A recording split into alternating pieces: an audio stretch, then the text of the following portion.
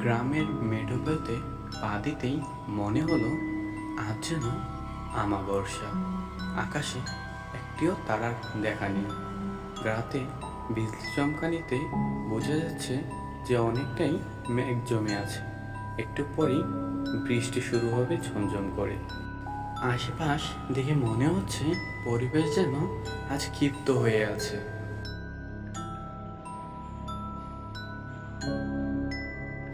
কিছুটা সামনে যাওয়ার পরেই হঠাৎ করে ঝড়ো হাওয়া শুরু হয়ে গেল। ঝড়ো হাওয়ায় আর আশেপাশে কুকুরের ডাকে জায়গাটা বেশ ভয়ঙ্কর হয়ে উঠল। আশেপাশেও একজনও মানুষ নেই। জায়গাটা অনেকটাই ফাঁকা হয়ে আছে। শান্ত নিস্তব্ধ পরিবেশের মাঝে আমি একাই হেঁটে যাচ্ছি। তবে আজকে অনেকটাই রাত হয়ে গেছে। তবে আসতে পেরেছি এটাই অনেক। অন্যের কোম্পানিতে কাজ করে ছুটি পাওয়াটা কি এতটাই সহজ? বছরে মাত্র 2টি ছুটি আমাদের। তবে মা অসুস্থ থাকার কারণে মালিককে অনেক কষ্টে রাজি করিয়ে ছুটি নিয়ে গ্রামে আসতে পেরেছি। তবে কালকের দিনটা পার করেই পরের দিন আবার চলে যেতে হবে। এ যেন এক বাধা পড়া জীবন। যা বাবা, যা ভেবেছিলাম তাই হলো। এই ছমছম করে এখনই বৃষ্টিটা নামতে হলো। কি করবো এখন এই বৃষ্টির রাতে? একা একা কোথায় যাব? আশেপাশে তো কোনো ঘরবাড়িও দেখতে পাচ্ছি না। যাই, সামনের ওই বড় গাছটার নিচে গিয়ে দাঁড়িয়ে কিছুক্ষণের জন্য আশ্রয় নিই। এমন বৃষ্টির মধ্যে বাড়িতে কী করে যাব এটা নিয়ে বেশ মুশকিলে পড়লাম। ঝমঝম করে বৃষ্টি পড়ছে। এখনো তো মোহনপুরে আর 2টো গ্রাম পার হয়ে তারপরে নিজের বাড়িতে পৌঁছাতে হবে। এই বৃষ্টির ভিতরে গাছের নিচে দাঁড়িয়ে পুরো শরীরটা যেন নিস্তেজ হয়ে গেল। আর বৃষ্টিকে দেখে মনে হচ্ছে না এটা মোটেও খুব তাড়াতাড়ি থেমে যাবে। আকাশে অনবরত বিদ্যুৎ চমকাতে লাগলো, যেন বৃষ্টি আরও ধীরে ধীরে বাড়তে লাগলো। গাছের ডালপালাগুলো একটা আরেকটার সাথে ধাক্কা খাচ্ছিল। আর কতক্ষণই বা এই ঝড় বৃষ্টির ভিতরে গাছের নিচে দাঁড়িয়ে থাকা সম্ভব? আশেপাশে তো কোনো বাড়িও দেখতে পাচ্ছি না। আরে ওই তো একটা বাড়ি দেখা যাচ্ছে, খড়ের চালা দেওয়া, মাটির একতলা একটা বাড়ি। যাই, ওখানে গিয়ে দেখি কোনো আশ্রয় পাই কিনা। ওই বাড়িটাতে কিছুক্ষণের জন্য যদি আশ্রয় পাই তাহলে তো বৃষ্টি থেমে যাওয়ার পর আমি আবার আমার বাড়ির উদ্দেশ্যে যেতে পারবো। আমি আর বেশি দেরি না করে বাড়িটির উদ্দেশ্যে যেতে লাগলাম। হাতে এমন একটা কিছু নেই যেটা মাথায় দিয়ে বৃষ্টি আটকাব। কি আর করব, বৃষ্টির ভিতরে ভিজে ভিজে ওই বাড়ির উদ্দেশ্যে রওনা দিলাম।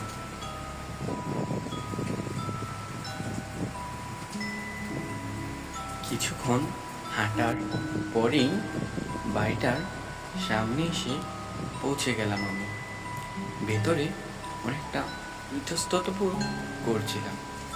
এত রাত হয়ে গেছে, গ্রামে 10টা-11টার পর কেউ জেগে থাকে না। আর আমার অনুমান মতো এখন 11টার উপরে বেজে গেছে। শহর হলে সেটা ভিন্ন কথা ছিল। আমি দরজায় ঠক ঠক করলাম। সঙ্গে সঙ্গে তারা দরজাটা খুলে দিল। এত তাড়াতাড়ি দরজাটা খুলে দেবে ভাবতে পারিনি। তবে বেশ উপকারী হয়েছে আমার, বেশিক্ষণ অপেক্ষা করতে হয়নি।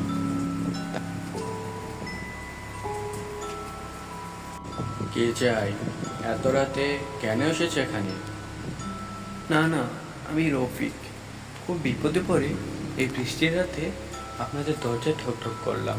আমাকে দয়া করে ফুলের দৃষ্টিতে দেখবে। না না, তা ঠিক আছে। কি বলো, কি তোমাকে সাহায্য করতে পারি কি করে আমি? আসলে আমি শহর থেকে আমার মা অসুস্থ থাকার কারণে ছুটি নিয়ে গ্রামে এসেছি। এই বৃষ্টিতে আটকে গেছি। আমার বাড়ি মোহনপুরের একদম শেষ মাথায়। আর আমার বাবার নাম বললে হয়তো আপনি চিনবেন। এই ঝড় বৃষ্টির রাতে আমাকে যদি কিছুক্ষণের জন্য আশ্রয় দিতেন তাহলে খুব উপকার হতো। বৃষ্টির ধারা দেখে মনে হচ্ছে তাড়াতাড়ি থেমে যাবে। বৃষ্টি থামার সাথে সাথেই আমি আমার বাড়িতে চলে যাব। ঠিক আছে, তাহলে আমি তোমার থাকার ব্যবস্থা করে দিচ্ছি, তুমি ভিতরে এসো। আপনাকে অনেক অনেক ধন্যবাদ ভাই, এই ঝড়ের রাতে আমাকে থাকার জন্য জায়গা দিয়ে অনেক উপকার আরে এটা কোনো ব্যাপার না, তুমি ভিতরে এসো, অনেকটা তো ভিজে গেছো, আসো একটু বিশ্রাম করে এসে। আচ্ছা, তাহলে তুমি এখানে বিশ্রাম করো, যদি কিছু দরকার হয় আমাকে ডাক দিও, বুঝতে পেরেছো? আর খাবার খেলে আমাকে জানিও। ভদ্রলোকটা তো বেশ ভালো, কিন্তু এত বড় বাড়িতে এই ভদ্রলোকটা একাই থাকে, তার স্ত্রী কোথায়? যাকে আমার এসব নিয়ে ভেবে অত লাভ নেই, আমাকে আশ্রয় দিয়েছে এটাই অনেক। আমি বৃষ্টিটা থামার অপেক্ষা করছি, কিন্তু বৃষ্টিটা মনে হচ্ছে থামবেই না। এবার শরীরটা খুব ক্লান্ত লাগছে, চোখ যেন ঝিমিয়ে আসছে, ঘুম পেয়েছে অনেক, কিন্তু অন্যের বাড়ি কী করেই বা ঘুমাই, আর ঘুমকে আটকেও রাখতে পারছি না। এত দূর চলে এসেছি, তাই শরীরটা দুর্বল হয়ে গেছে। বাহিরে বৃষ্টি, এদিকে থামারই নাম নিচ্ছে না। এবার আর কি করব, চোখ দুটো খুলেই রাখতে পারছি না, যাই একটু ঘুমিয়ে নিই। আমি আর বসে থাকতে পারলাম না, বিছানায় শুয়ে পড়লাম।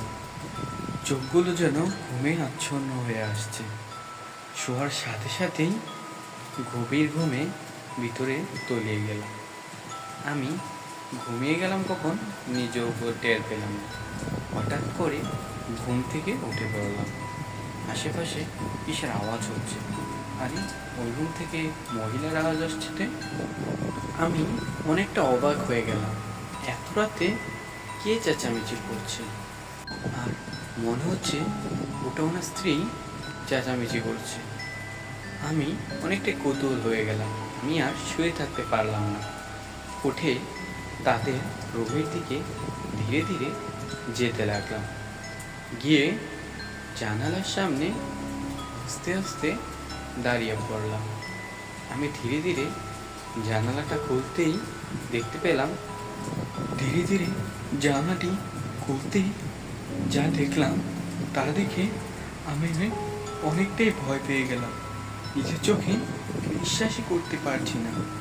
সামনের দিকে তাকিয়ে দেখি মহিলাটি হাওয়ায় ভাসছে, কিন্তু স্বাভাবিক মানুষ তো হাওয়ায় ভাসতে পারে না, তাহলে এই মহিলাটি হাওয়ায় কী করে ভাসছে? এটা দেখে আমি রীতিমধ্যে অনেকটা ভয় পেয়ে গেলাম। আর মহিলাটির চোখ দুটি লাল ছিল।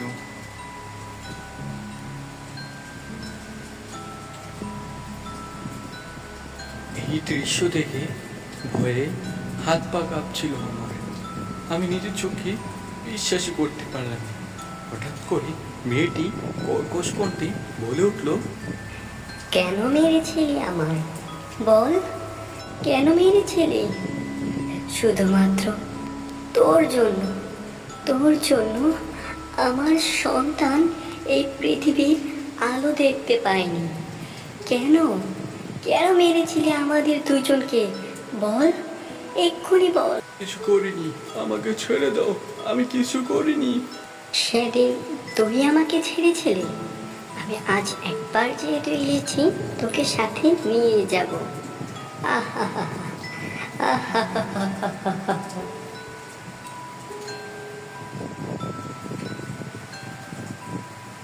না, এমন করো না, ছেড়ে দাও, ছেড়ে দাও বলছি, আমার ছেড়ে দে। সেদিন তুই ছেড়েছিলি আমায়, আমি কত আকুতি মিনতি করেছিলাম তোর কাছে, তুই ছেড়েছিলি আমায় যে আমি আজ তোকে ছেড়ে দেব, তোকে আমি সাথে নিয়ে যাব।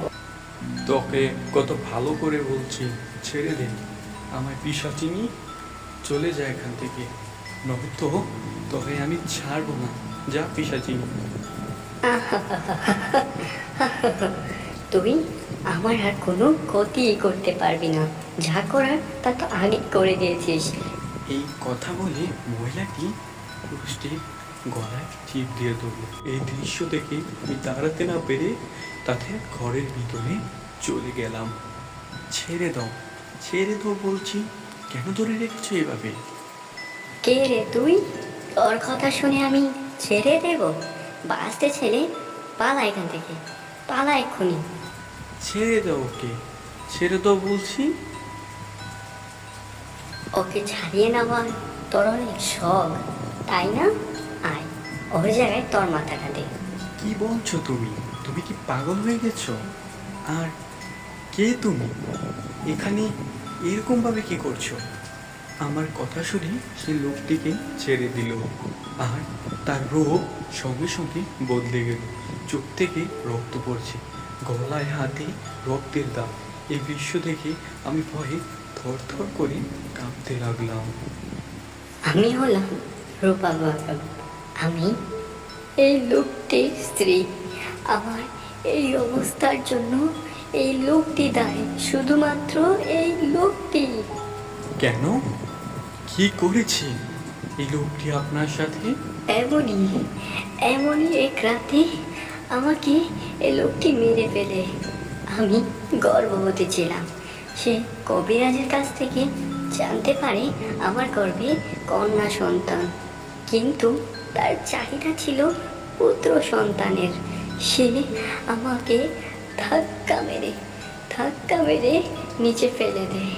আমি অনেক আকুতি মিনতি করেছিলাম তার কাছে, কিন্তু সে আমার একটা কথাও শোনেনি। ওই রাতে আমি আর আমার সন্তান দুজনেই মারা যায়। সে তার দোষ ডাকতে ওই যে ওই বাড়িটার পিছনে আমাকে মাটি চাপা দিয়ে দেয়।